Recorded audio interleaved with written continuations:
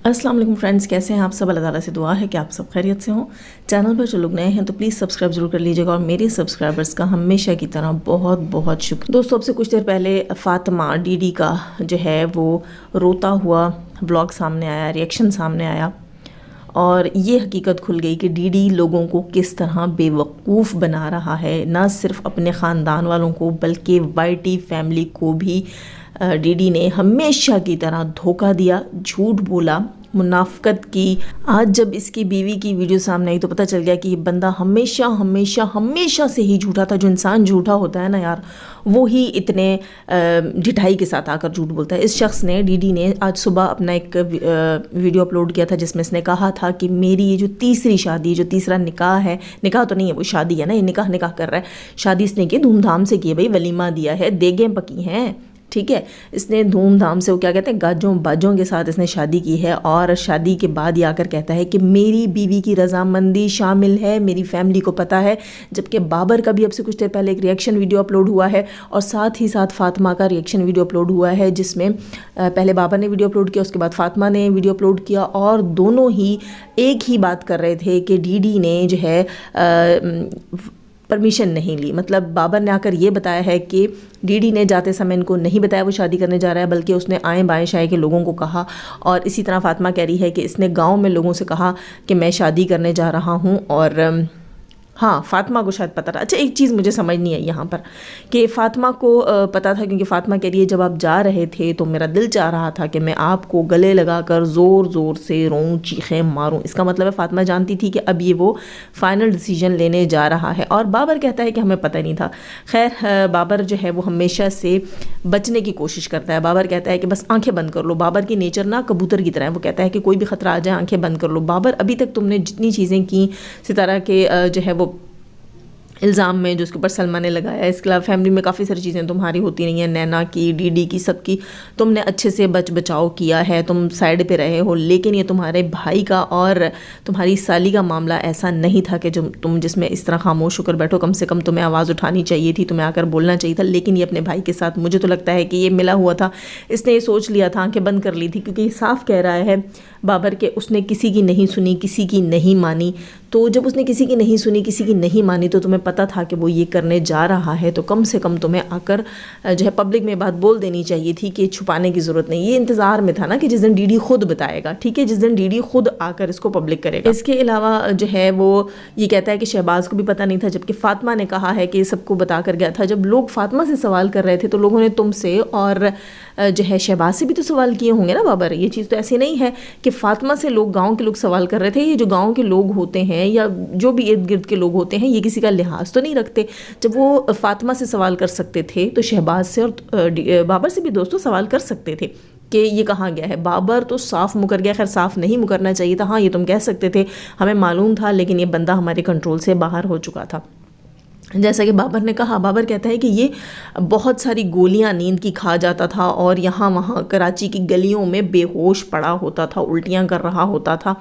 यानी कि इतना इसके ऊपर इश्क का भूत सवार था। इसे अपने वो 3 बच्चे याद नहीं आए, बल्कि इसने अपनी बीवी, मुझे तो लगता है कि इसकी बीवी की ही उम्र की ये लड़की, ज़ाहिर सी बात है। आप देखो कि हेयर डाई हो जाता है, हर चीज़ होती है, ट्रीटमेंट्स होती हैं। इसके अलावा जैसे कि फातिमा कह रही थी तुम अपनी उम्र से छोटी औरत ले आए हो। छोटी छोटी कोई नहीं होती जनाब। मेरा तो जब से दुनिया से वास्ता पड़ा है, मुझे तो समझ आ रही है कि लोग कितनी मुनाफकत करते हैं। मेरे बच्चों से भी बड़े बड़े बच्चे यार, मेरी शादी से पहले के बच्चे, और उनकी एज जो जब वो मुझे बताते हैं मेरे बच्चों से भी छोटी एज, तो मुझे हंसी आती है कि लोग कितने झूठे होते हैं ना। खैर, तो यहाँ मैं बात कर रही थी कि छोटी वोटी कोई भी नहीं होती। उसके अलावा फातिमा का ये कहना था कि मैं तो तुम्हारे साथ मजदूरियाँ मेहनत करती रही हूँ, और वो उसने घर में मेड्स और नौकर रखे हुए होते हैं, तो ज़ाहिर सी बात है वो दूसरों के बेटे फंसाती हैं और दूसरों के बेटों को लुभाती हैं, रिझाती हैं, नोट निकालती हैं और अपने आगे मेड्स रखती हैं।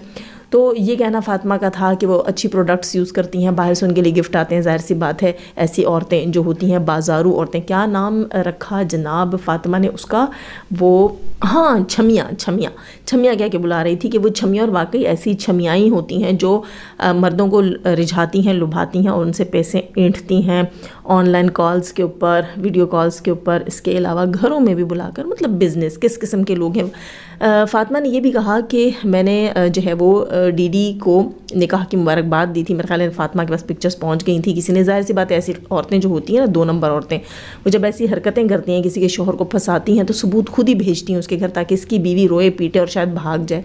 تو انہوں نے فاطمہ کو خود تصویریں بھجوائی ہوں گی۔ تو فاطمہ کا کہنا یہ بھی تھا کہ بھائی جب میرے پاس تصویریں آئی ہیں، پکچرز آئی ہیں، تو میں نے ڈی ڈی کو کہا مبارک ہو، نکاح کی مبارک ہو، لیکن ساتھ میں پوچھ بھی لینا، آس پڑوس سے معلوم کر لینا، وہاں کے لوگوں سے پوچھنا کہ ان کا کیا کاروبار ہے اور یہ کس قماش کے لوگ ہیں۔ ظاہر سی بات ہے وہ ایک جو ہے بزنس ہے ان کا، اپنے گھر کی عورتوں کا بزنس ہے، اور پھانسنے والی عورتیں ہیں، کوئی اچھے رکھ رکھاؤ والی عورتیں نہیں ہیں، اچھے خاندان کی عورتیں نہیں ہیں۔ ظاہر ہے جو انسان ساری زندگی گند کھاتا ہے نا دوستو، وہ ایک دن منہ کے بل اسی گند میں گرتا ہے۔ خیر دوستو، فاطمہ نے بہت بڑی بڑی جو ہے وہ ڈیمانڈز رکھی ہیں، بہت بڑی حقیقتیں کھولی ہیں۔ فاطمہ کا کہنا یہ تھا کہ میں اپنے بچوں کو اسکول سے نکلوا دوں گی، اپنی دونوں بیٹیوں کو ان کا نام کٹوا دوں گی، کیونکہ فی دینے کے میرے پاس پیسے نہیں ہیں۔ یہ اس بندے کی اوقات ہے، جو بندہ کہہ رہا تھا کہ میں نے تیسری شادی اس لیے کی ہے کہ میں دونوں بیویوں کے خرچے افورڈ کر سکتا ہوں، میں صاحب حیثیت ہوں، مجھے شریعت اجازت دیتی ہے۔ شریعت کہاں رہی بھائی تمہاری شریعت؟ میرا دن کو بھی تم سے سوال تھا، تمہاری بیوی نے تو 100 سنار کی 1 لوہار کی مار کے بتا دیا ہے، تمہاری اوقات یہ ہے کہ تم اپنے بچوں کی فی پے نہیں کر سکتے۔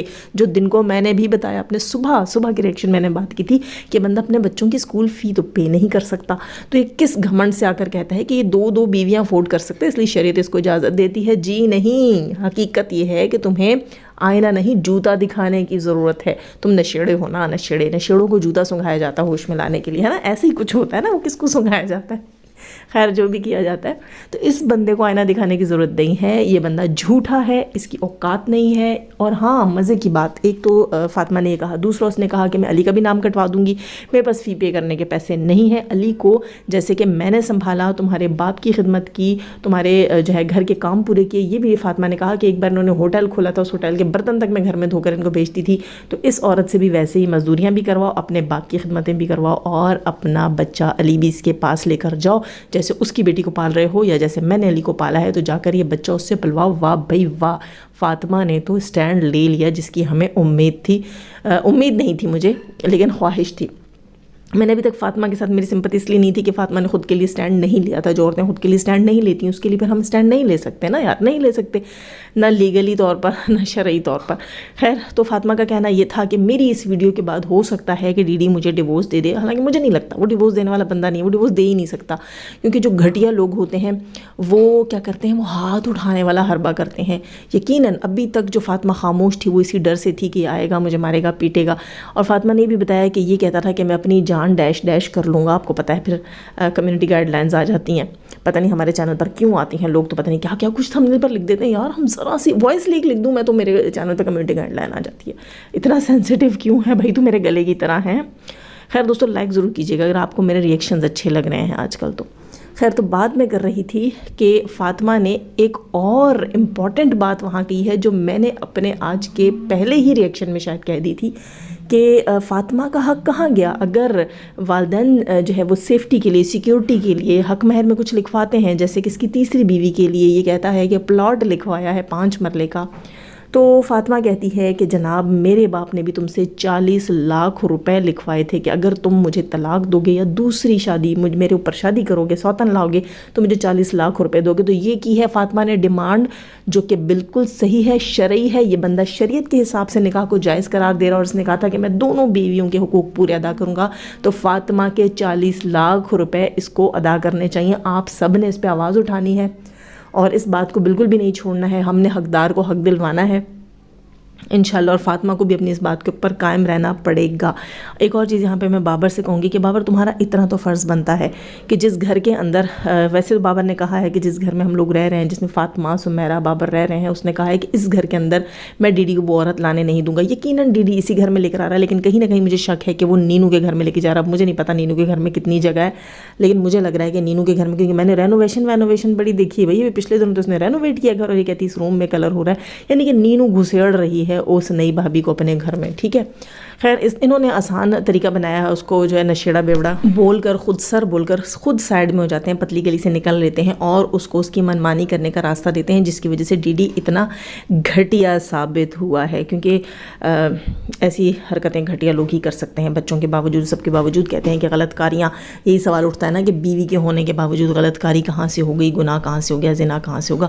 تم ایک غیر عورت کے ساتھ باتیں کرو گے, اس کو لبھاؤ گے, رجھاؤ گے, اس کے ہسبینڈ کی موجودگی میں سب کچھ کرو گے, تو تم خود ابلیس ہو, ابلیس کے پیروکار ہو. تو یہ مت بولو کہ تم نے اپنی جو ہے وہ غلط کاری کو جائز اور حلال کیا ہے. نہیں, تمہارے پاس جائز اور حلال کرنے کے لیے تمہاری بیوی موجود تھی. ٹھیک ہے, یہ تمہارے تمام ہیلے بہانے سب جھوٹ فراڈ کچھ بھی شریعت کے ساتھ جا کر میچ نہیں کرتا. اچھا, بابر سے ہمیں کہنے والی تھی کہ کم سے کم اتنی غیرت تمہیں پھر دکھانی چاہیے کہ ڈی ڈی جب آ کر فاطمہ کے اوپر ظلم کرنے لگے, یا اللہ نہ کرے کچھ جیسے کہ ڈومیسٹک وائلنس والی چیز ہوتی ہے, وہ ایسا کچھ کرنے لگے, تو پھر تمہارا کام ہے کہ ڈی ڈی کو گھر سے نکالو اور پولیس میں رپورٹ کرواؤ. یہ تمہارا فرض بنتا ہے. فاطمہ کا وہاں پر بھائی نہیں ہے, یہ تمہارا کام بنتا ہے. لیکن یہاں پر یہ لوگ دوستوں, مجھے نہیں لگتا کہ یہ فاطمہ کا ساتھ دے گا. کیوں؟ کیونکہ ظاہر سی بات ہے ڈی ڈی کا بھائی ہے, یہ کہاں غیرت دکھائے گا. لیکن یہاں پر سمیرہ کو غیرت دکھانی چاہیے اور اپنے ہسبینڈ کو اس بات پر آمادہ کرنا چاہیے کہ ہماری بہن کے اوپر ہمارے گھر کے اندر ہاتھ نہیں اٹھے گا. ٹھیک ہے, عورت کو دبانے کا ایک آسان حربہ ہوتا ہے یہاں کے مردوں کے پاس, وہ ہوتا ہے ڈومیسٹک وائلنس. اب میں یہاں پر کھل کر بات نہیں کرتی ہوں, پھر وہی بات ہے کمیونٹی گائیڈ لائن آ جاتی ہے. خیر, تو شک تو مجھے یہ بھی ہے کہ نینو کے گھر میں اس بندی کو ٹرانسفر کیا جا رہا ہے, شفٹ کیا جا رہا ہے, اور آپ دیکھ لیں گے کہ شاید ایسی ہی کوئی چیز ہو, کیونکہ مجھے تو یہ لگ رہا ہے بابر کے تو بیچارے کا تو 2 بالش کا گھر ہے, اس میں کہاں جگہ ہے. ٹھیک ہے, خیر جناب, فاطمہ نے روتے دھوتے یہ بھی کہا ہے کہ جب ہم نے دکھ کا وقت ساتھ گزارا, اب جو سکھ کا ٹائم تھا, اب ہی تو سکھ کا ٹائم تھا. اور واقعی یہ لوگ کیسے جو ہے حالات میں رہ رہے تھے. ڈیلیوری بوائز تھے, بائکیا پہ کام کرتے تھے, چھوٹے موٹے ڈرائیوری اور پتہ نہیں کیا کیا بیچاروں کو کام مل جاتے تھے, یہ وہ سب کرتے رہتے تھے. اور زندگی ان کی کتنی مشکل تھی. اس غربت میں اس کے ساتھ فاطمہ نے وقت گزارا. اور فاطمہ کا کہنا بالکل ٹھیک تھا. جب یوٹیوب کے اوپر انہوں نے اپنے پیر جمانے کی کوشش کی, حالات تھوڑے بہتر ہوئے, چھوٹا صحیح لیکن ذاتی گھر لے لیا, چھوٹی موٹی گاڑی بھی یہ لیتے دیتے رہتے تھے, یعنی کہ تھوڑے سے حالات بہتر تھے. اب خوشی کا ٹائم تھا, تو اس بندے کے پاس 4 پیسے زیادہ کیا, وہ کیا کہتے ہیں, کتے کو گھی ہضم نہیں ہوتا. جی بالکل ڈی ڈی کی وہی سچویشن تھی جب اس کو وائی ٹی سے پیسہ ملنے لگا, یعنی کہ گھی ملنے لگا, تو اب یہ گھاس کھانے چلا گیا ہے. ظاہر سی بات ہے کتے کو گھی ہضم نہیں ہوتا اور پھر اس کی طبیعت خراب رہتی ہے اور اس کو گھاس کھا کے الٹی کرنی پڑتی ہے. تو یہ وہ گھاس کھانے گیا ہے. یقیناً بہت جلد اس کو افاقہ ہوگا. اچھا, فاطمہ نے کھلے میں یہ بھی کہا ہے کہ مجھے آپ کے ساتھ نہیں رہنا ہے, میں اپنی بیٹیوں کے ساتھ رہنا چاہتی ہوں. تو اس شخص کا کام ہے کہ اس کی زندگی کو مزید مشکل نہ کرے. فاطمہ کا یہ کہنا بھی تھا کہ اس کے پاس کوئی اور حربہ نہیں ہے. اب میری اس ویڈیو کے بعد یقیناً یہ مجھے ڈیورس دے گا. تو ڈیورس تمہارا حق ہے, تم دے سکتے ہو. ہاں, ہاتھ اٹھانا حق نہیں ہے. وہاں شریعت کیوں نہیں نظر آتی؟ دوستو, بہت سارے مرد جو ہیں اسلام کے نام پہ میں کہتی ہوں دھبا ہیں, جو یہاں پر آ کر یہ تو کہتے ہیں کہ شریعت ہمیں اجازت دیتی ہے 2ری, 3ری, 4تھی شادی کرنے کی, لیکن وہ یہ کیوں بھول جاتے ہیں کہ شریعت انہیں عورت کے اوپر جبر کرنے کی, ظلم کرنے کی, ان کے ساتھ تشدد, مار پیٹ کرنے کی یا ان کا خرچہ بند کرنے کی اجازت نہیں دیتی ہے. جو چیزیں تو نہیں, سوری, جو بچے جو ہے تم لوگ اپنی رنگ رلیوں میں دنیا میں لے آئے ہو, ٹھیک ہے, بلکہ تم نے نکاح کیا ہے نا, تو ان کے ذمہ دار اب تم ہو. تمہارے بچوں کی اسکول فی اور یہ سارا کچھ. اور یہاں تک فاطمہ نے کہا کہ یہ جاتے ہوئے جو مجھے خرچہ دے کر گیا تھا وہ کیا ہی تھا, تو سمجھ جاؤ, یعنی کہ یہ نہ دینے کے قابل پیسہ اس کو دے کر گیا. اور ایک اور مزے کی بات جو آج میرے ذہن میں آ رہی تھی کہ اس نے صبح اپنے ولاگ میں کہا کہ فاطمہ تو کراچی چلی بھی گئی ہوگی, ان لوگوں نے جانا تھا, ٹھیک, چلی بھی گئی ہوگی, یعنی کہ تمہیں بالکل ہوش نہیں ہے اپنے بچوں کا, سب کچھ کا.